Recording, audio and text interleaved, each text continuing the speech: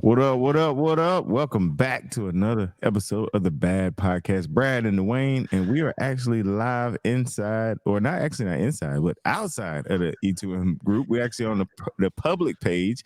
What's up, Brad? Man, what's going on? What we talking about today, my brother?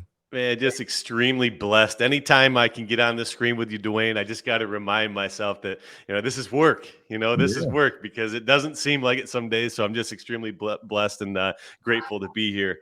Um, absolutely. yeah, man. So we're going to talk about community and support today. So I got this quote from Brian Salas. Community is much more than belonging to something. It's about doing something together that makes belonging matter. Man, I really like that. It's all about that community, baby. Let's get it. Hey, good job, guys. Good job. Mental battles. Mental battles.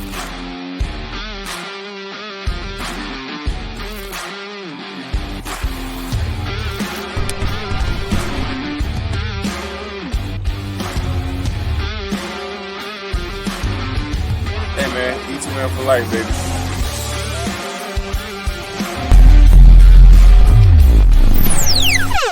What it look like, what it be like, what it do. Back in here, another episode of the Bad Podcast, Brad and Dawain, and we are live in the E2M personal training page. We're live on the public page. So if you're watching right now, man, we're super grateful. You may be a client or you may be someone just checking us out, breezing by. Sign-ups is actually this week, man. On Thursday, we got our brand new sign-up. So if you're an E2M client, this is the perfect video to share on your personal page. There's a share button right down there. Hit that share button, put it in your personal profile, let people know about the Bad Podcast and about E2M sign up. So Brad, man, we got a special guest. Always kind of let you introduce them or throw it to them or however you want to do it. Brad, let's get it. I'm excited about this because this is a new friend of mine, Yeah, man. a new friend of ours, and we're going to talk about the power of community and camaraderie. So, Roger, I'm gonna pass it off to you. Introduce yourself, tell us about yourself, and we'll take this to the races. Sure. Thank you. I am the co-founder and CEO of Rockbox Fitness. It is a nationwide franchise. So we offer boxing for fitness classes. We bust calories, not noses. Nobody gets punched. We don't have a boxing ring. You don't have to bring your headgear and mouthpiece by any means. But it's boxing, kickboxing, and then on the other side of the studio is a full functional training workout studio. So every workout is 50 minutes, 5-0.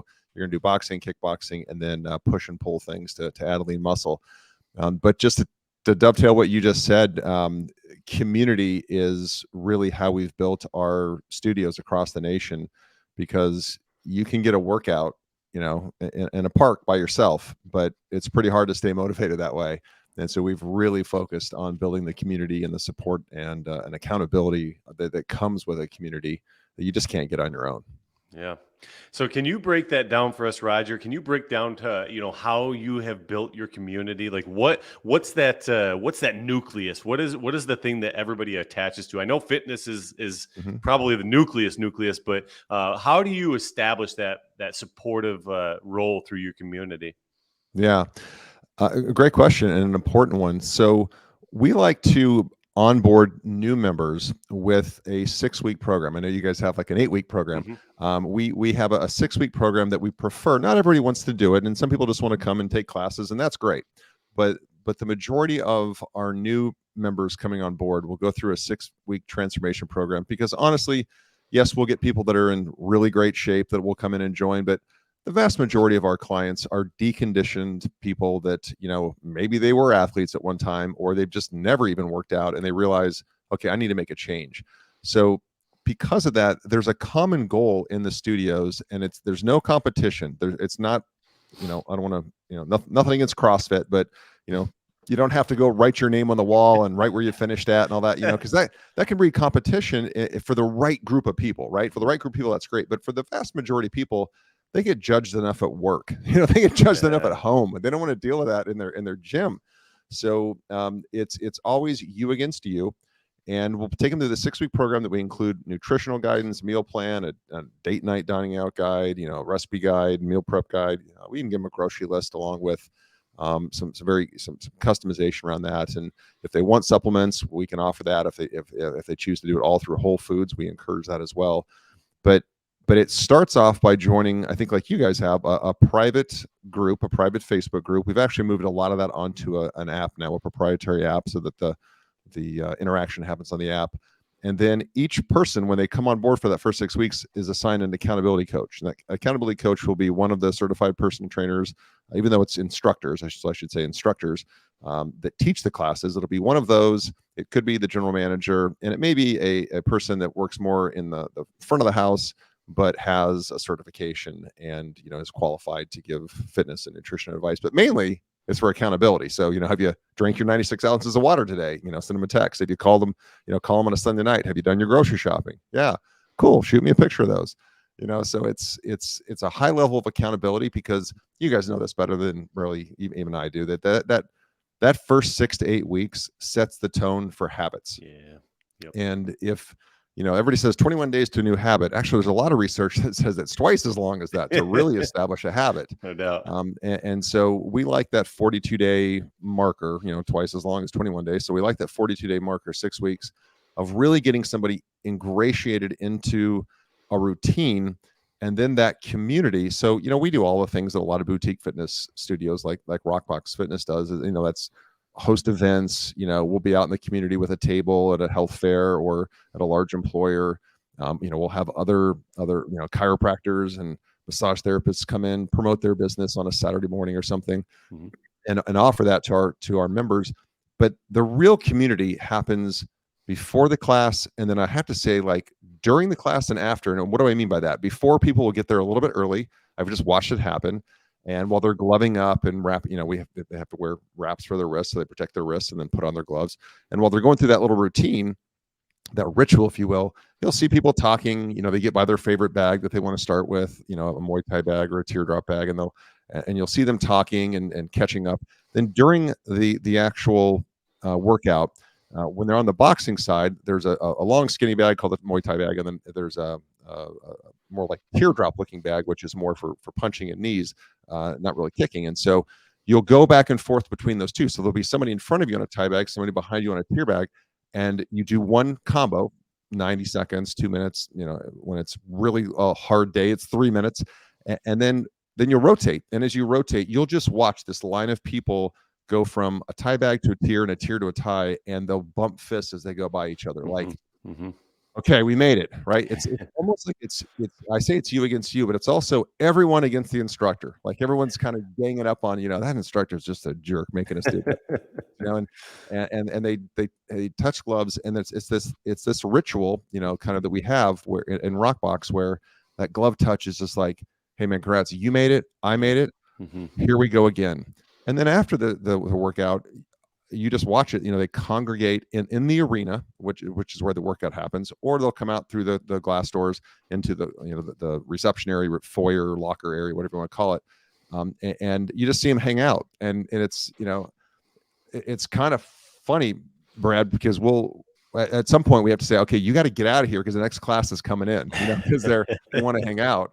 Yeah. And so I guess that's a very long-winded answer, but it starts with a very formalized process of ingratiating people into a habit, a ritual of habit, on how they eat, on working out, on taking care of their body, on drinking enough water, the whole thing.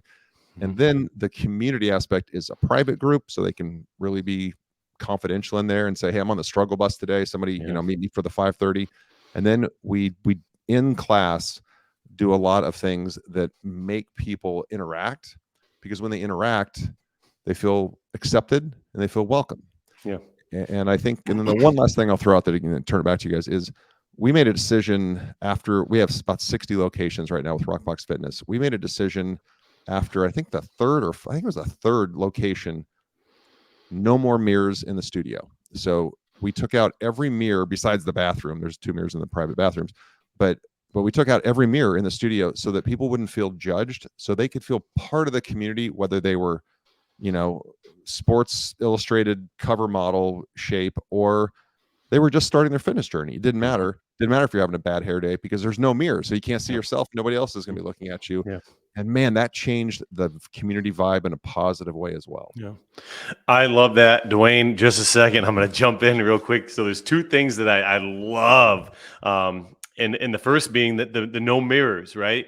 We call it NSVs, and I think that's a common used phrase across, or an acronym across the board, non-scale victory. And that's kind of how we try to promote our fitness is, hey man, stay off the scale. The scale is such a liar, right? So I've done weight loss a handful of times. I'm big into running, but I also just like fitness in general. And I have this comparison, this side-by-side picture of myself. One, I'm a little bit pleasantly plump. We'll call it that. and the other, I'm pretty fit. And the difference in weight is a pound or two. It's fractional, the difference in the two. But people will get on that scale day after day after day after day. It's just like looking in the mirror day after day. You don't see that change day after day.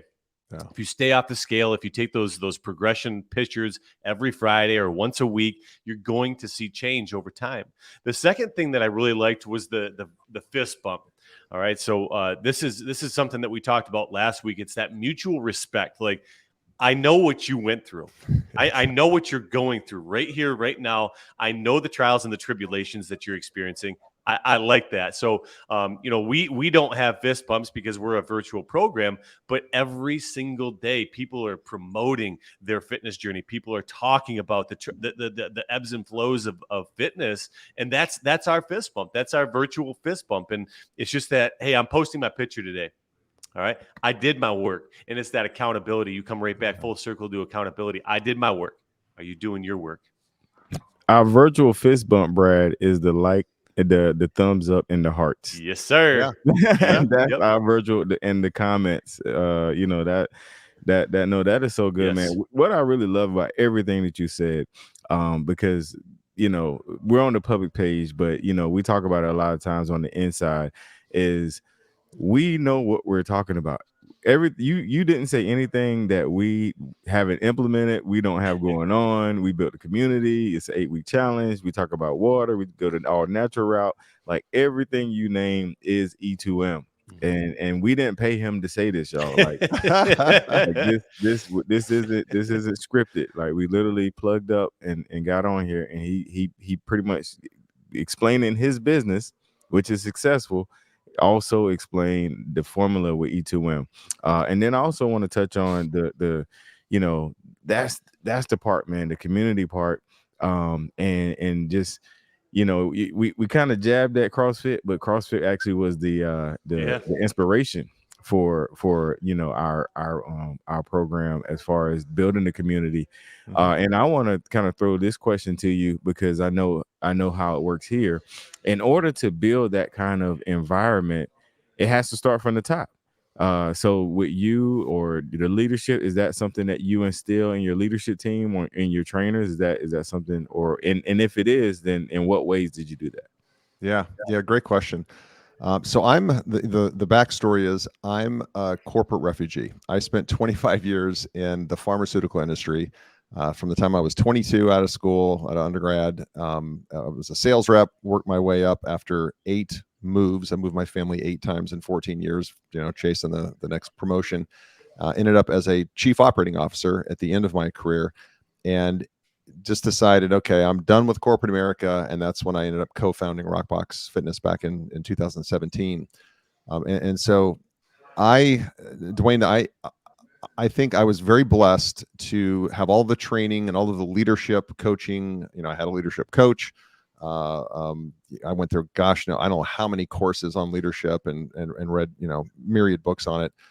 But I also saw what not to do. In 25 years, I got a heck of an education on how not to lead and how not to motivate people. And so I always just told myself, hey man, when I run my own company, when I'm the CEO, and again, the buck stops, I love the saying, it may not be my fault, but it is my responsibility. And everything is my responsibility. And so that starts with leadership from the top down. So I've worked really, really hard to build a culture in the home office, which of course then just filters out into the franchise owners who own the franchises for our brand, around accountability, around community. We do things here like in the home office, like Wind Down Wednesday. So one Wednesday a month, we'll knock off at 4 o'clock, and everybody will pour a glass of wine or get a beer or something, and They'll set up a ping pong table, or we're not Google, so I don't want anybody to think that we've got video games and lounge chairs everywhere. I wish we had that kind of budget, but just just a low key thing one Wednesday, and then we'll do a group workout. So every month we do a group workout at Rockbox where the whole team, even if they're not on the Rockbox brand, because we have a couple brands under our umbrella, we'll go over and do a group workout together. And again, that just builds camaraderie. And usually we'll let one of the employees get on the mic and be the instructor. Oh, cool. They don't really quite know what the hell they're doing, and it doesn't matter, right? It doesn't matter because it's fun. And they've got a list of combos they'll read from, and then they'll get you through the functional. They get to choose their own music when they do that, and that just builds camaraderie too, and it allows people to gain some confidence. So yes, I have been, and I don't want to give a shameless plug to my new book here, but I'm going to. Hey. I published a book in January called An Insider's Guide to Business: Secrets from an Entrepreneur's Playbook. And the vast majority of that is, there's a chapter on finance and there's a chapter on marketing and whatnot, but the vast majority of this book, An Insider's Guide to Business, is about setting values. That's chapter 1. If you don't have your values right, how do you have a successful company? How do you have a community with your employees? How do you have a community with your customers if you don't even know what you stand for? And so values, I spend a lot of time on that and why it's so important. And if you've worked in corporate America, you've got values, but they're on a wall, you've never looked at them, or they're in an ops manual in the bottom drawer of your desk, right? You never look at them. And so values need to be front and center for how you make decisions. And leadership is about taking those values and then bumping those values up against a decision. Should we do this? Should we go left or should we go right? Well, based on our values, we should go right. Yeah, well, left could be interesting. Yeah, but that's contrary to our values. Mm-hmm. To be in congruence with our values, we have to go right here. And you continue to make decisions based on your values. You continue to build trust. Integrity shows, respect, and the ability to serve with a leadership's heart.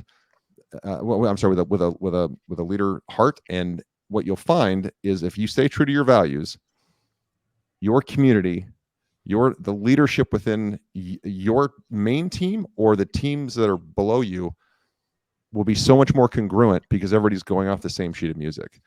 I know that was a diatribe, but man, I'm telling you, I'm really passionate about getting your values right. What I missed as a growing up, I have a 23-year-old and a 20-year-old. I didn't have family values. Like if I could go back and say, okay, here, let's all agree to this. Now these 5 or 6 things are up in the kitchen and they stay there forever.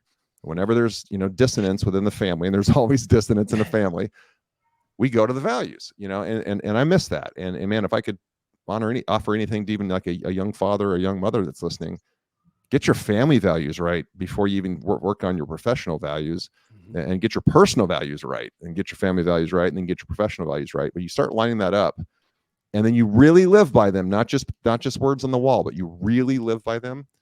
That's how you create leadership that is heads and shoulders above what the average manager is going to do. I love all of that. My kid, however, did wake up at 3 a.m. and never went back to sleep last night. So the values had to bend a little bit this morning. Just playing. But man, that speaks volumes to your leadership and just to the success of your gym and your fitness center. Quick question: do you have any gyms in Charlotte? Yeah. Do you? Yeah, we got 6 or 7 here, I think, in this, because this is where we're headquartered. So yeah. Well, maybe behind the stage, maybe we can set up a group workout or something along those lines and do a little collab between the two of us, between the two companies. Would love to. Because we're all about collab. At the end of the day, we're all trying to make a movement through movement, and we're just trying to move the needle. It's no. There's no smoke and mirrors, man. There's a real problem in our country, and we're just trying to influence the masses. But For sure. man, the values thing, holy cow, the values thing. I mention that daily on my live. So I'm one of the personal trainers for E2M. I do a spin class, I do a treadmill class, I do a couple of quick hit workouts. But that's the one question that I ask on a daily basis is, what are your personal values? What do you value in life? Do you value that Friday night? Do you value that Sunday fun day? Do you value your job? What are your true values? And I think you related it to business, and I relate it to fitness and life. And at the end of the day, man, you just got to stay true to those values. And when it comes to fitness, it's difficult, man. It's hard. And but if you truly value how you feel, how you sleep. So me, I value my sleep because I don't get a lot of it these days, man. Sure. My little rushy guy woke up at 3 a.m. and never went back to bed last night. And one of the things that always prevents me from sleeping is pizza. I love pizza. I love it. But I got a gluten intolerance. I got a little bit of a dairy intolerance or lactose intolerance. So when I eat pizza, I don't sleep. Yep. And that's one of the things that I truly value. I value my sleep. So what do? Man, I cut the pizza out, and from time to time, I'll have a slice. I'll have a slice here, a slice there. But man, the values thing really hit home because you can apply that to any area of your life. Yep.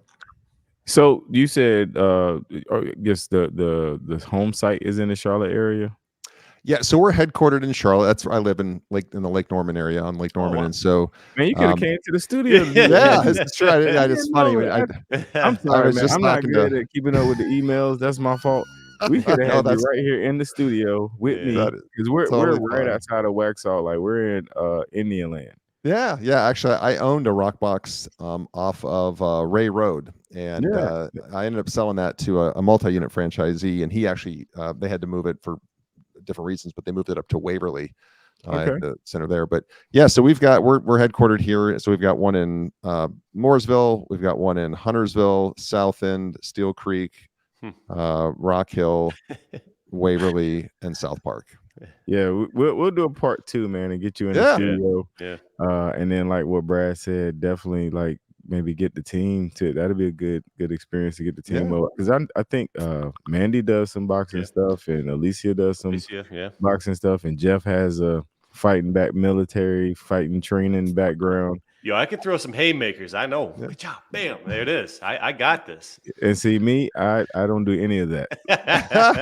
I just get big so people don't test me. So I make my muscles look good so they don't. And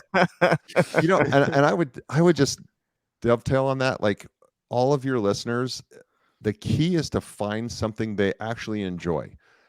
Because you can value your health, you can value your fitness, you can value feeling great and waking up feeling great. But if it's a chore and it's never enjoyable, it's going to make it really hard to lace up your Nikes when you don't feel like going. So if you can find, I don't, if it's not Rockbox, if it's not boxing and functional training, maybe it's spin, maybe it is CrossFit, maybe it's bar or Pilates. I don't care. Just move your body. And so we always talk about, hey man, if Rockbox is for you, we got you.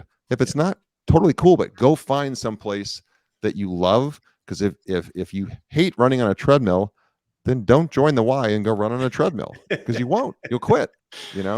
What about me? Because I hate running, but I love running. Yeah.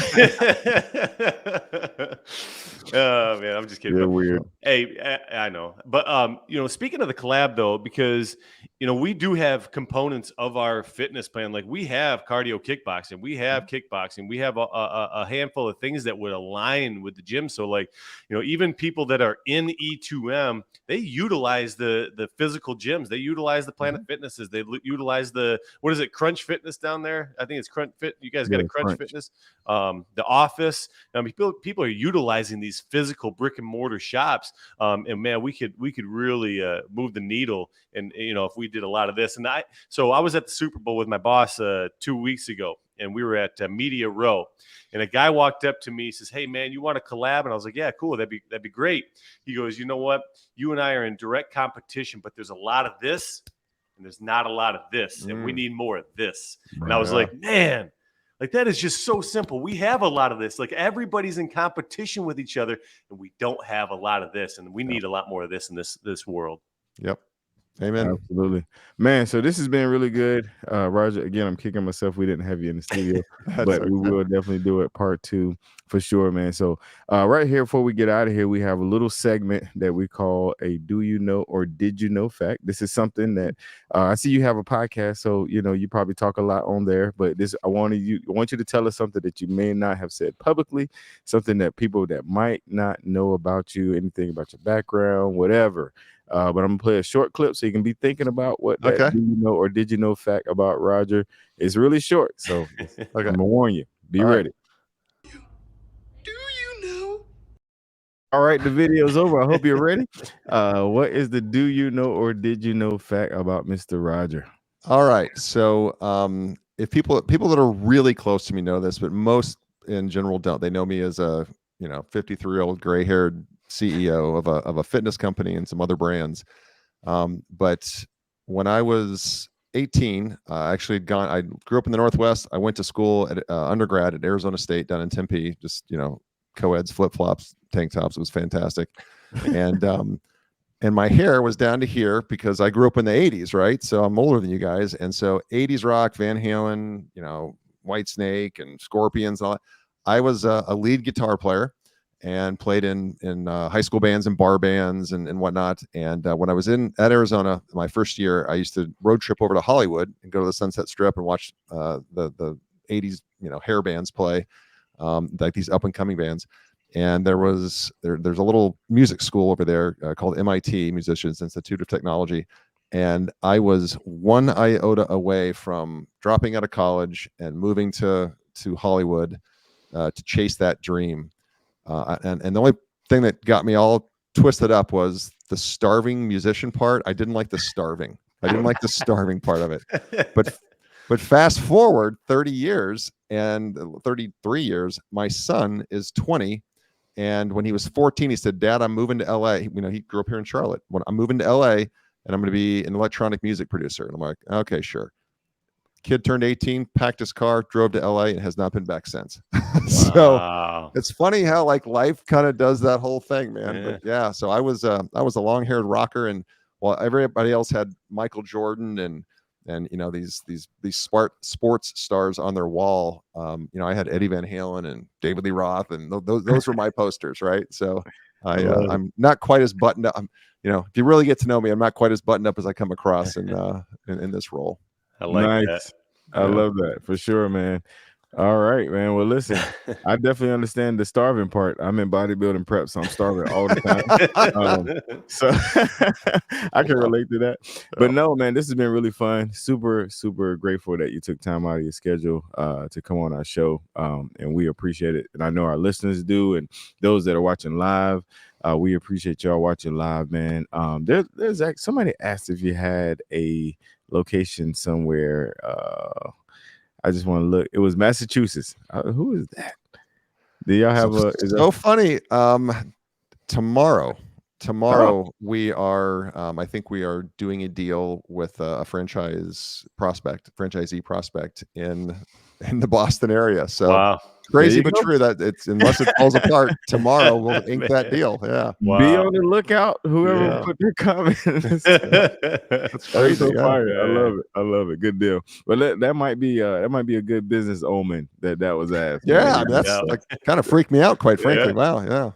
Awesome, man. Well, we appreciate it, man. So Brad, what you got to say in closing, my brother? Hey, man. Float like a butterfly, sting like a bee, bust calories, not noses. Let's go. Let's go. Till next time, y'all.